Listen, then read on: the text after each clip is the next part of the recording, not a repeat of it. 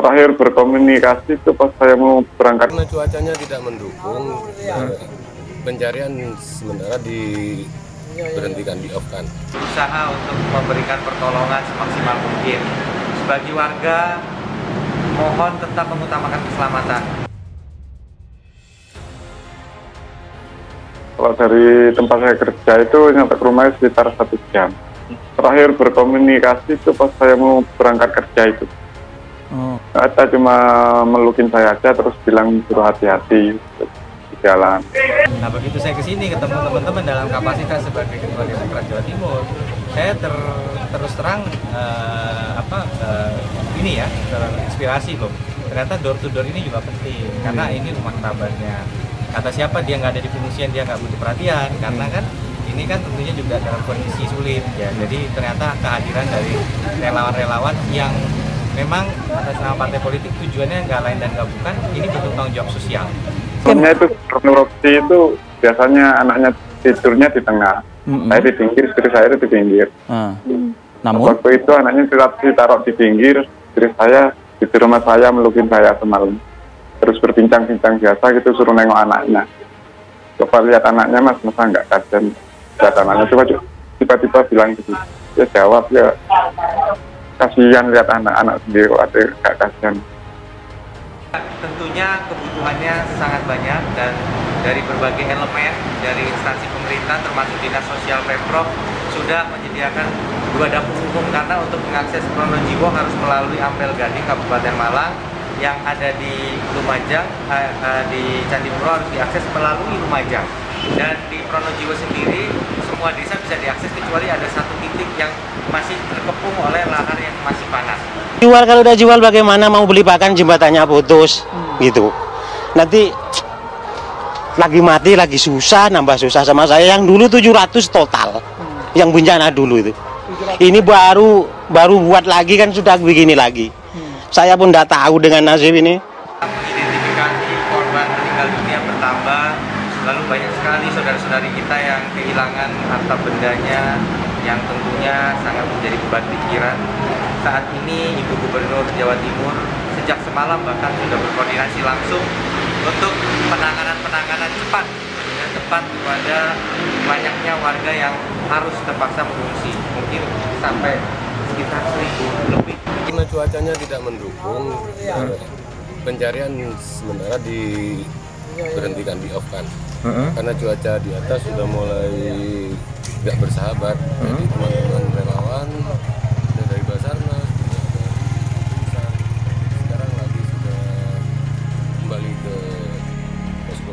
Saya terus terang dalam kapasitas sebagai pemerintah provinsi ini melakukan kunjungan ke posko-posko yang ada di pengungsian, yang ada di kantor Balai Desa Penagar, di kantor Kecamatan Candipuro. Terus kita ninjau lokasi SMP 1 Candi, kami cek kamar mandinya supaya memastikan kondisinya. Jadi ada satu baknya agak berlumut, saya bilang jangan pakai ini, kita cari kamar mandi yang tepat, lokasi yang enak.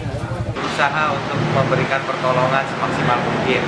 Sebagai warga, mohon tetap mengutamakan keselamatan karena mungkin ada kekhawatiran terkait harta benda, tetapi masih ada tempat-tempat yang berbahaya, terutama di sekitar aliran sungai yang sempat terlewati lahar. Ya, ini juga harus hati-hati sekali, jangan sampai kemudian terjadi hal-hal yang membawa kecelakaan bagi yang bersangkutan. Bagi partai politik, ini saatnya harus hadir. Ya, tidak ada tujuan lain selain tujuan kemanusiaan. Jadi pesan-pesannya ini pesan-pesan kemanusiaan.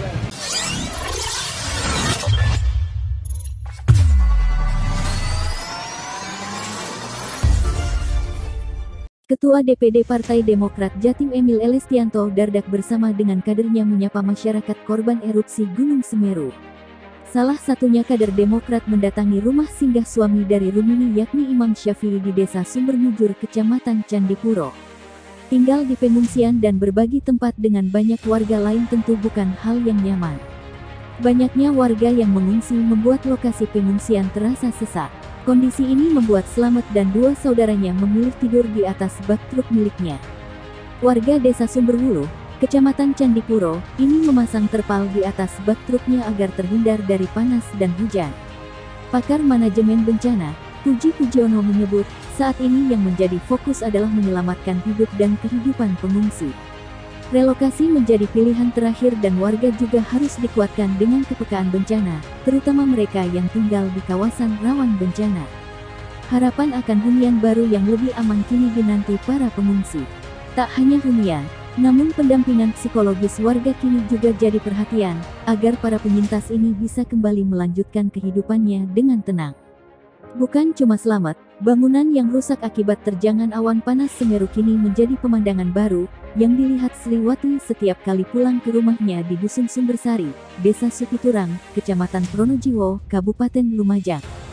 Meski rumahnya masih tampak berdiri, dinding rumahnya roboh, begitupun dengan perabotnya yang sudah tidak lagi bisa digunakan.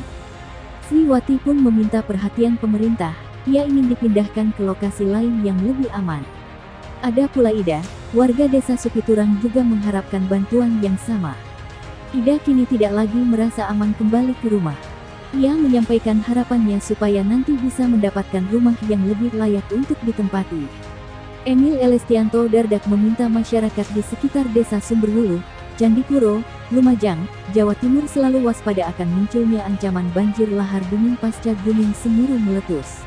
Pasalnya, kondisi di Sungai Curah Kobokan terdapat berjuta-juta kubik sedimentasi lahar panas, sehingga berpotensi terjadi banjir bandang. Terlebih lagi, Sumberwuluh juga ditetapkan sebagai zona merah yang berpotensi terdampak letusan Semeru. Jadi harus selalu waspada di wilayah sektor sini, Sumberwuluh, kata Emil saat meninjau kondisi Sumberwuluh. Ketua Demokrat Jatim juga meminta warga selalu hati-hati jika hujan terjadi di lereng Gunung Semeru. Sebab, material lava yang masih menumpuk di atas bisa meluncur ke sungai laharan. Kami ketemu BMKG secara cuaca, kalau ada hujan kemungkinan materialnya bisa keluar lagi dan bisa berbahaya kalau masif ya, ucapnya. Luapan lahar dingin Semeru mulai membanjiri permukiman warga di wilayah Kamarkajang, Dusun Sumberkajar, Desa Sumberwuluh, Candipuro, Lumajang, Jawa Timur. Penyebab luapan tersebut disebabkan adalah guyuran hujan yang terjadi di lereng Semeru. Debit ketinggian air sungai yang bercampur sedimen lahar dingin di sekitar Das Semeru pun naik. Salah seorang warga Desa Sumberwuluh, Alfian, mengatakan, banjir seperti ini tidak pernah terjadi sebelumnya.